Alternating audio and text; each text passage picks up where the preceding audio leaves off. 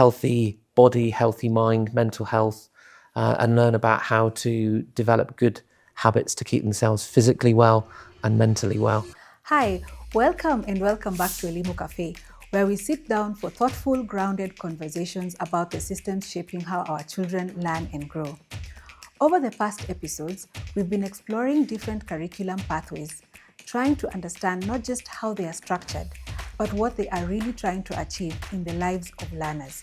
And today, we turn our focus to the International Baccalaureate, IB, a globally recognized framework known for its emphasis on inquiry, critical thinking, and the development of the whole learner. PYP is foundational to the MYP, which is about deepening students' conceptual understanding. The MYP is foundational to the diploma program. And to help us unpack this, I am joined by Dr. David Howe from the Aga Khan Academy, Nairobi, part of the wider Aga Khan Academies network, which is deeply committed to nurturing ethical, reflective, and internationally minded learners. Dr. David brings a rich and diverse global perspective to education. He was born in Ireland, educated in the UK, and trained as a teacher, and has gone on to teach and lead schools across the UK, Russia, Middle East, and now here in Kenya. He holds a doctorate in education from Johns Hopkins University, and his work reflects a deep commitment to thoughtful, well-rounded learning that goes beyond academics. Now, what stood out for me in our interaction is not just the depth of his experience, but the clarity, intentionality with which he approaches education, always returning to the question of what truly serves the learner. It is a real privilege to have him join us for this conversation. So welcome, and looking forward to this wonderful experience.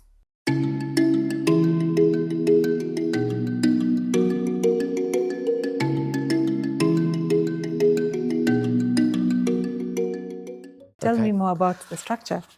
Okay, so the IB has actually four, not three programs. Three are very well known, and I'll unpack those three first, and then I'll just give a little footnote for the fourth one in a moment. The first one is called the PYP, which is the Primary Years Program, and it's for learners aged 3 to 12 years old. So for us at Aga Khan Academy, Nairobi, we start that in our play group. We actually start it with our 2-year-old learners in our play group, and in our nursery up to K3, so through kindergarten 1, 2 and 3.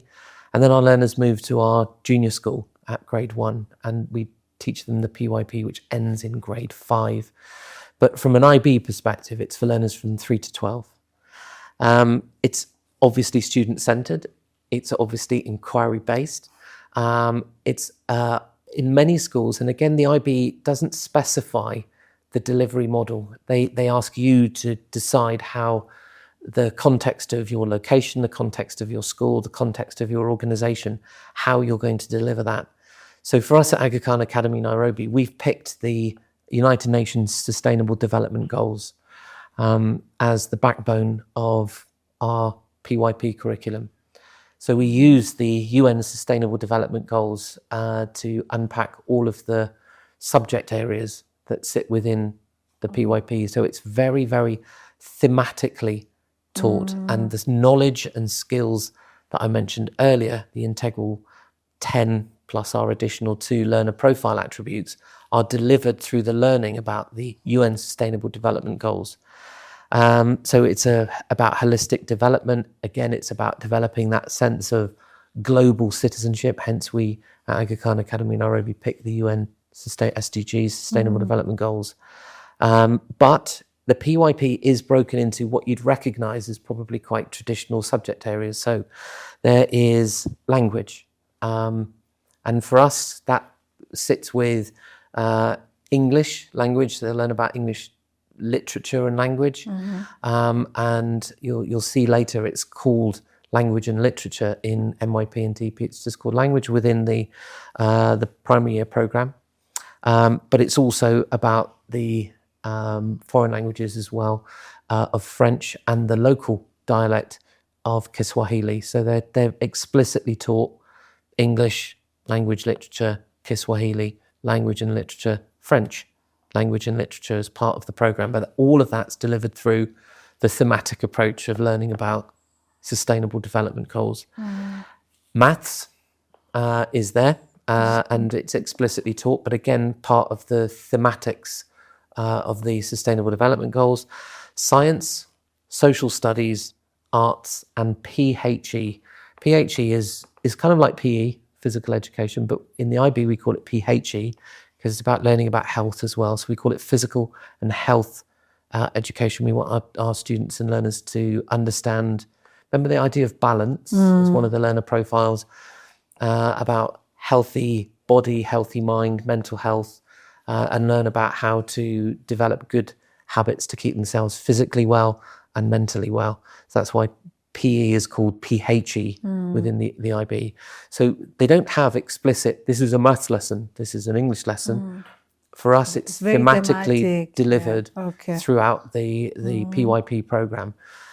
So we're delivering all of those 10 IB learner profile attributes, the 2 additional Aga Khan ones that we added, all of those subject areas, and through those approaches to teaching that I mentioned as well. So that's the PYP in a nutshell. And just a question, do you introduce, especially this is just with regards to the languages, do you introduce them all at 3 years, or is it progressive in how you bring it? It's, for us, we do and the IB would really anticipate this. So the IB come every 5 years to do an evaluation visit. And they obviously look at how the school has interpreted the IB and how they've delivering it through their teaching and learning. And there is an explicit expectation to build skills in a kind of spiral curriculum. So all of those subjects and all of those things would be taught throughout all of the years, right from the tiny little ones in our nursery and the playgroup all the way to our grade 5s, but in a developmental progressive way to help build those skills. So the curriculum for us is interleaved throughout the program of the PYP to ensure that our learners build over time on prior learning. Okay. You can go to the MYP, which I'm assuming means middle years at this point. That does I'm indeed. getting the Well gist. done. You're getting the lingo. Yeah. You're absolutely right. So it's when they finish the middle year program, they progress on to finish the primary year program. They progress on to the middle year program, which for the IB is learners aged 11 to 16.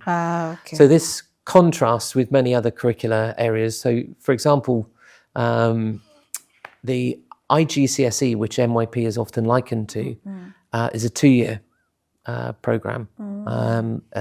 GCSEs, IGCSEs are 2 years, and there is then a 3-year kind of lead up or 2-year lead up to the IGCSEs within that, which is absolutely fine. But what the middle year program emphasizes is it's a 5-year program.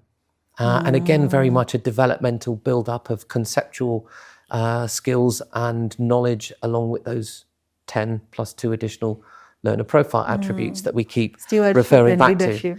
It's still inquiry-based. It's still very much based in the idea of student-centered education, which I think we've kind of unpackaged, saying that inquiry-based learning doesn't mean the students do whatever they like, but it is giving them those foundational conceptual skills and knowledge so that they can then have a critical framework from which to then take the learning in the direction that they have a great deal of agency over, to deepen their conceptual understanding. So I'd say what sets the MYP apart from the PYP is conceptual understanding.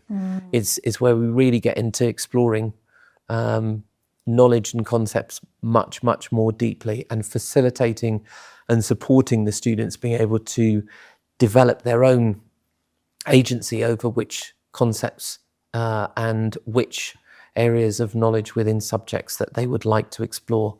But again, and you'll recognise, in terms of parallels to other curricula, the kind of subject breakdown. So unlike our PYP delivery at Aga Khan Academy Nairobi, this is now taught in our senior school. The students join the middle year program at the beginning of grade 6, and they finish it at the end of grade 10. And the subjects, it would probably look and feel much like a senior school in many contexts, where the students are moving from lesson to lesson. But those thematic points that I made earlier are still running all the way through the curriculum. So there's 8 subjects in the MYP. So this time, rather than just language, we call it language and literature. And for us, that's key focus on English and Kiswahili.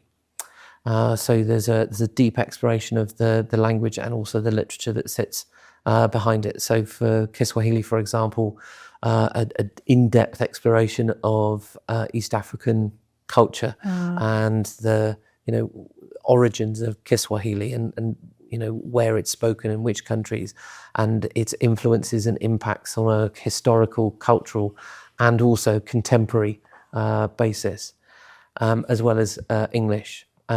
We then call the learning of other languages, and for us it's French and Spanish. It's called by the IB language acquisition.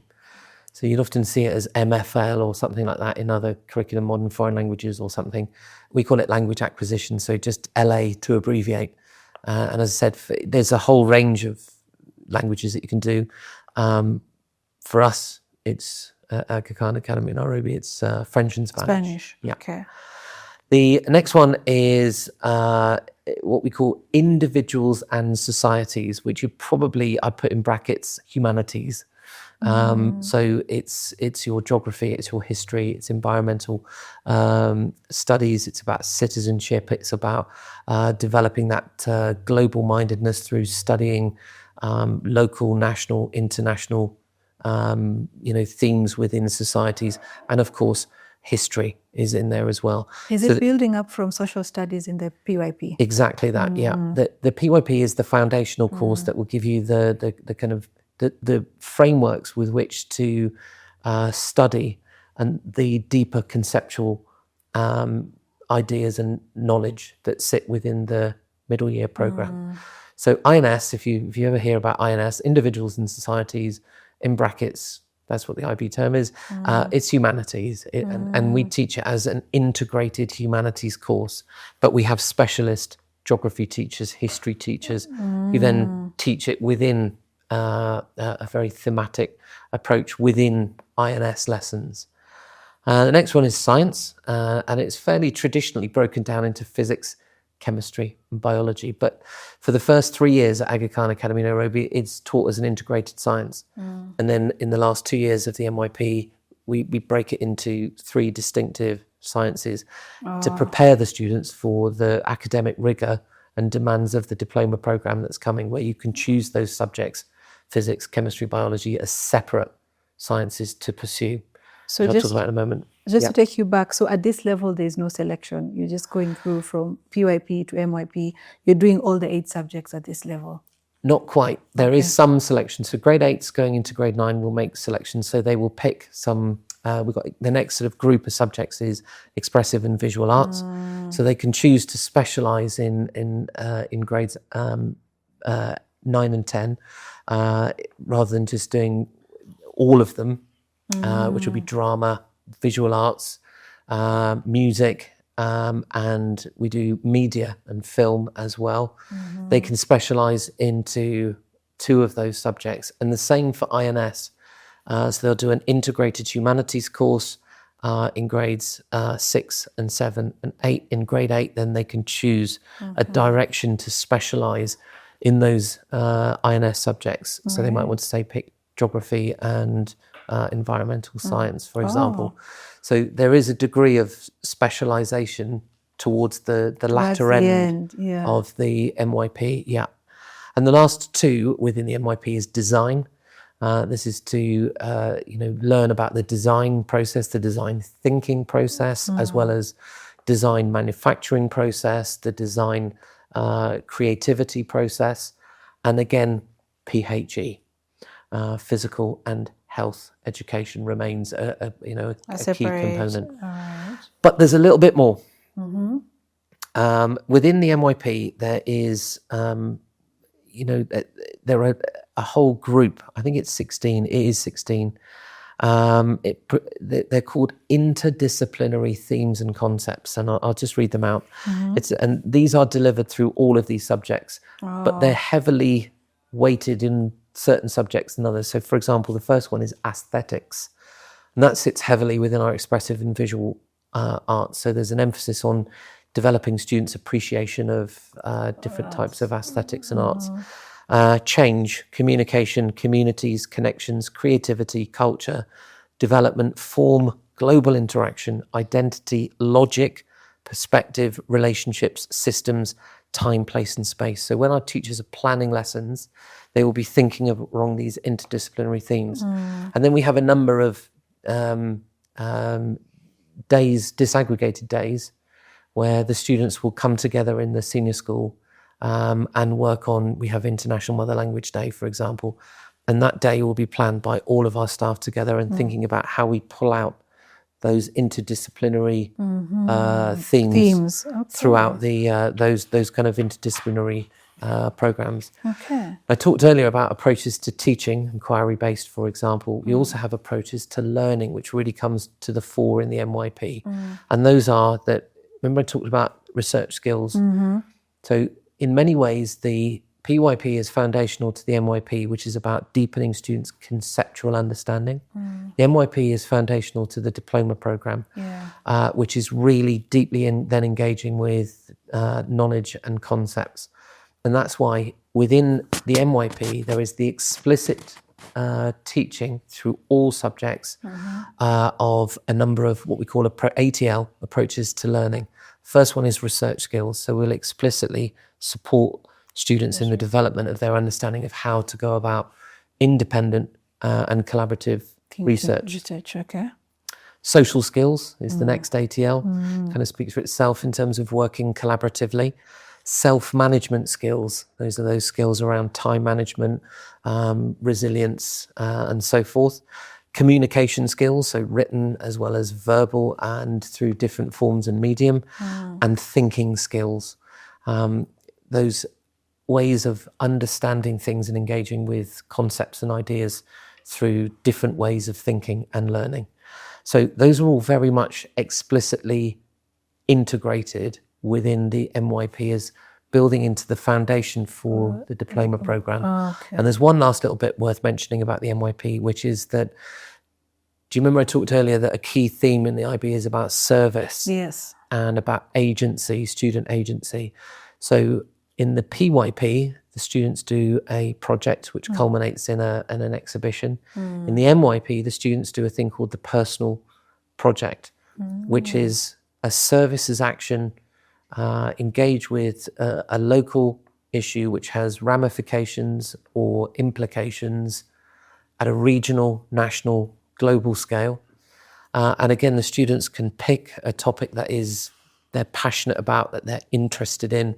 They research it for a year. They engage in an active way, often with groups in the local community, and they then will exhibit their work at our MYP exhibition, where we invite people, external groups and parents and so forth, and local universities come to see us as well.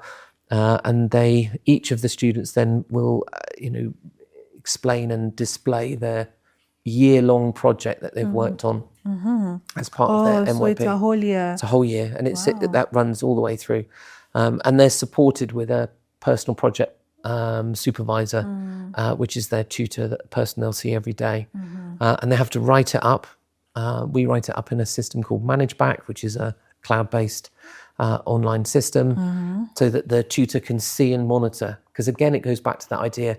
It's not go and research something and do whatever you like. It's very carefully structured at the beginning so that students understand the parameters of their personal project. They're very supported with choosing their topics so that they don't go down some, difficult rabbit hole that they can't come out of. And we'll share with them previous students. So we get our DP1 students to come back and say, this is what we did when we were in grade 10 or grade 9. So that they've got an idea of what it really looks like from the students that went through that process a year or 2 years before. So there's a lot, again, going back to that model, a lot of structure at the beginning, And when we feel that they've got a good understanding of it and they've chosen a topic that they can really get their teeth into, that's when the student agency really then kicks in. And it's a case of monitoring, supporting, and encouraging the students to keep that going.